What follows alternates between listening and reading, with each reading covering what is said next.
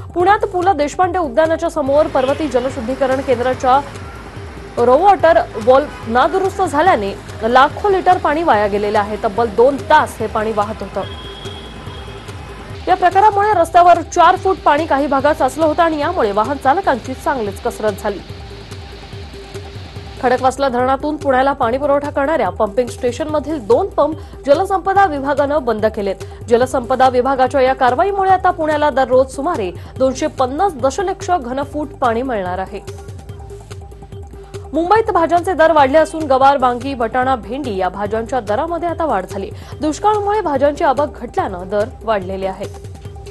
पुणे जिल्ह्यातील शिरूर तालुक्यात घोडगंगा सहकारी साखर कारखान्याच्या सहजीव निर्मिती प्रकल्पाचं उद्घाटन माजी केंद्रीय कृषी मंत्री शरद पवार यांच्या हस्ते संपन्न झालंय।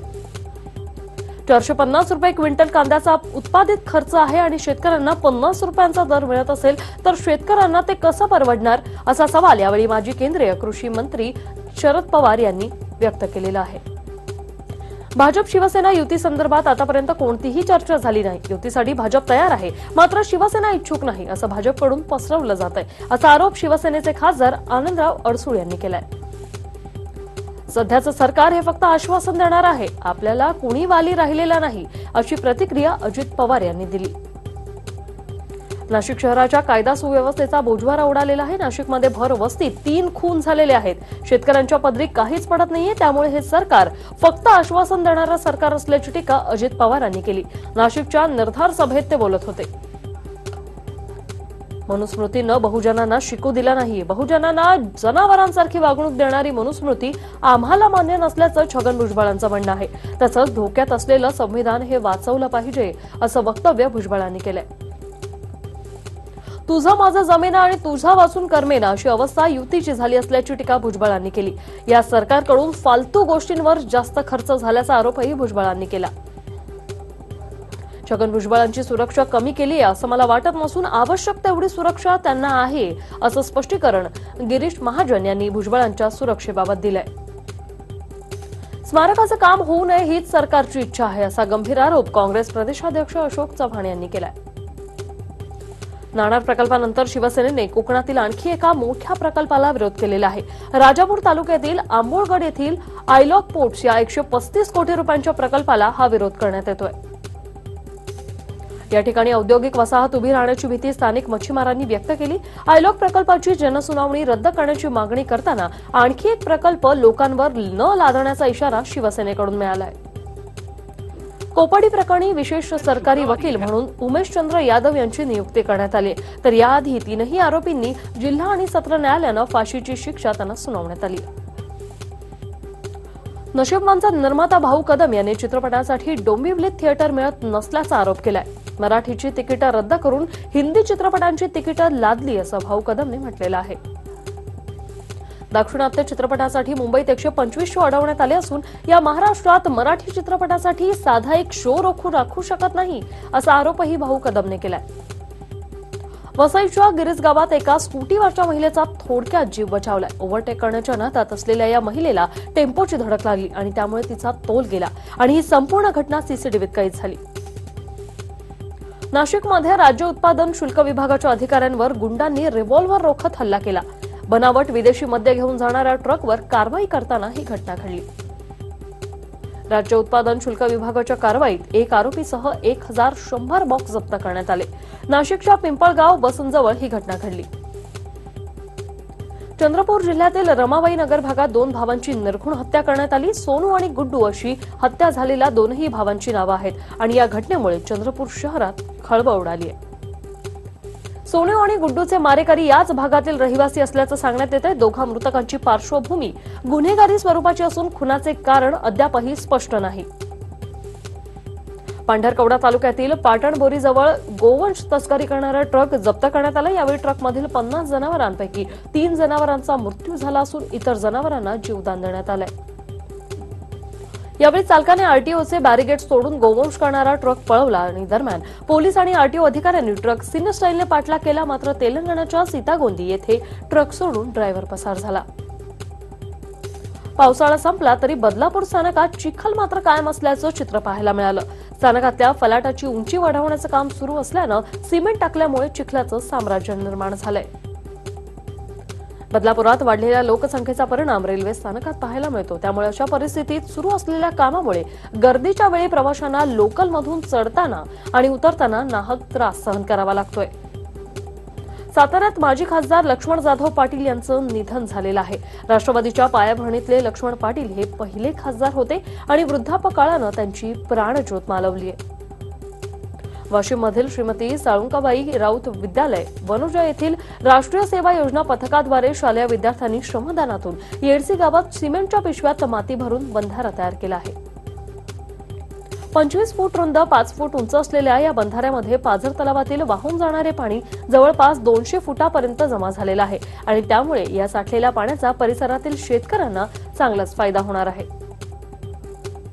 गेल्या वर्षात 100 वाघांचा मृत्यू झाला असून 5 वर्षांमध्ये मध्य प्रदेशात एकूण 89 वाघांचा मृत्यू झालाय, तर महाराष्ट्रात 20 आणि कर्नाटकात 14 वाघांचा मृत्यू झाल्याची माहिती समोर आली आहे.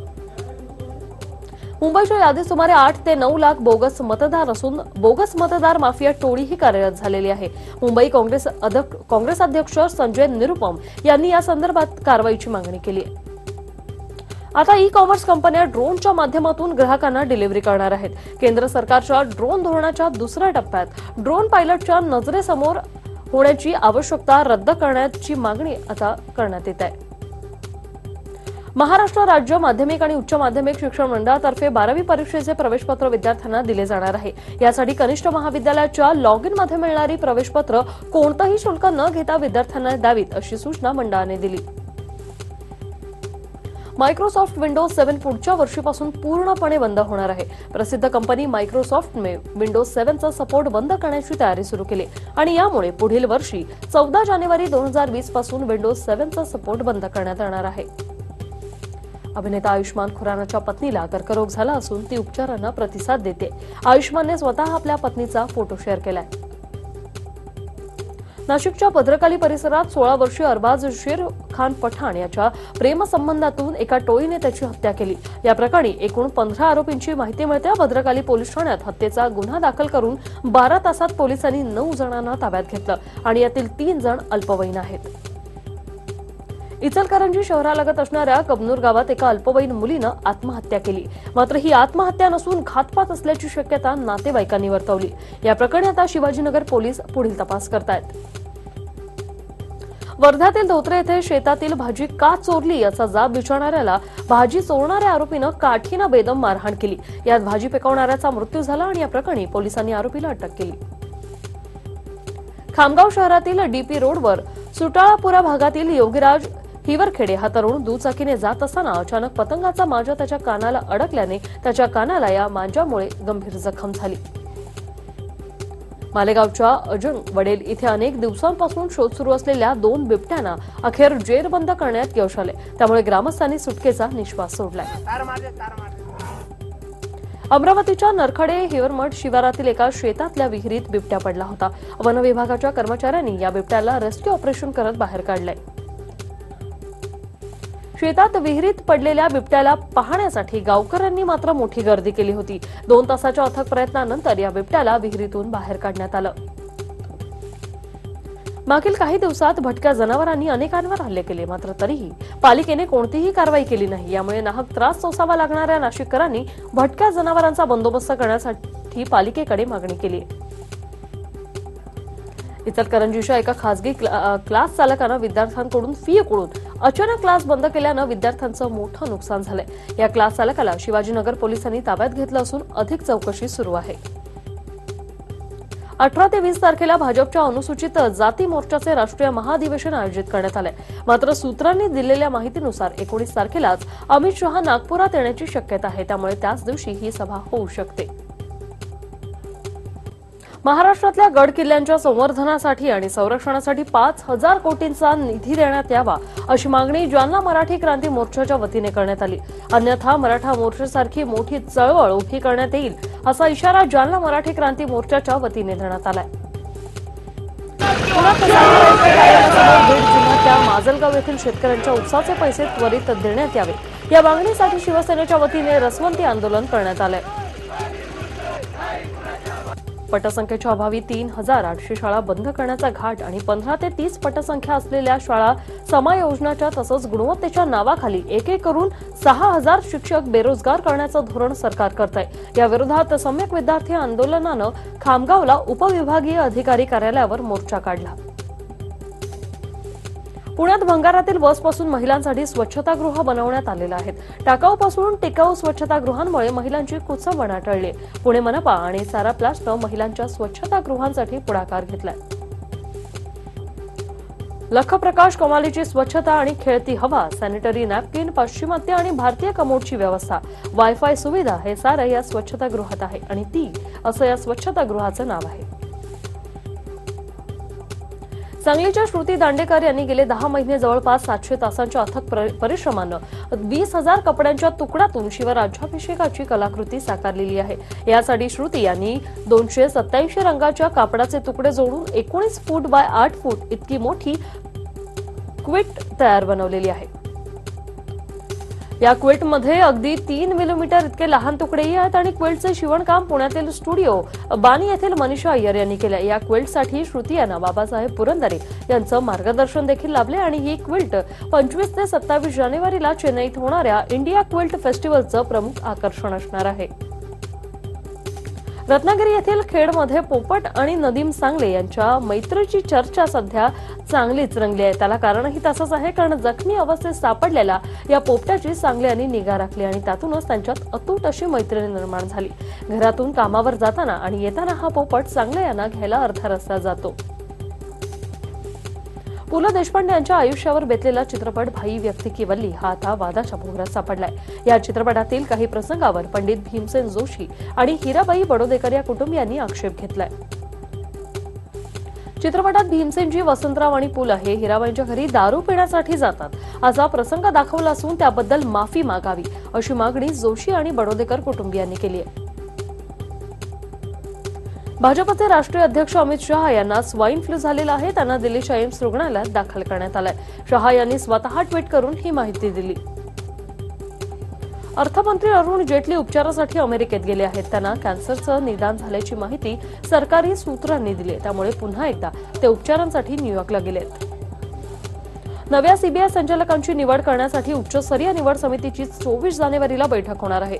पंतप्रधान नरेंद्र मोदींच्या अध्यक्षतेखाली निवड समिती नवा सीबीआय संचालक निवडणार आहे। भारताचे मुख्य न्यायमंत्री आणि लोकसभेतील काँग्रेसचे नेते मल्लिकार्जुन खरगेंचा या निवड समितीमध्ये समावेश आहे। लोकशाही आपल्या सर्वात मोठी ताकद आहे, त्यामुळे कोणत्याही किमतीचे तिचे रक्षण, कोणत्याही किमतीत तिचं रक्षण आपल्याला करावंच लागेल असं काँग्रेस अध्यक्ष राहुल गांधी यांनी म्हटलंय। फेसबुक पोस्टच्या माध्यमातून त्यांनी आपली भावना व्यक्त केली आहे। कर्नाटकात सरकार अस्थिर करण्यासाठी भाजपकडून अडथळे निर्माण केले जात आहेत असा आरोप कर्नाटकचे मुख्यमंत्री एच.डी. कुमारस्वामी यांनी बुधवारी केलाय। शबरीमाला मंदिरात बुधवारी सकाळी पुन्हा 2 महिलांनी प्रवेश करण्याचा प्रयत्न केला, मात्र आंदोलनकर्त्यांच्या गर्दीने या महिलांना तिथेच रोखून ठेवत आत जाण्यास मनाई केली। तब्बल महिनाभराच्या बचाव कार्यानंतर मेघालयाच्या खाणीतून बाहेर एकाचा मृतदेह काढलेला आहे। अजून 14 मजूर आताच आहेत आणि देशातील सर्वात प्रदीर्घ बचाव कार्य अजूनही सुरू आहे। कर्नाटकमध्ये जनावरांना आगीवर पळण्याची पारंपरिक प्रथा आहे आणि या कर्नाटकमधील मंद्या येथे आगळ्या वेगळ्या पद्धतीने मकर संक्रांत साजरी केली जाते।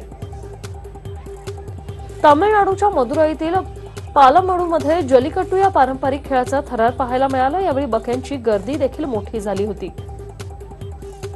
पत्रकाराच्या हत्येप्रकरणी गुरमीत राम रहीमला शिक्षा ठोठावणार की फाशी होणार याकडेच सगळ्यांचं लक्ष लागलेलं आहे।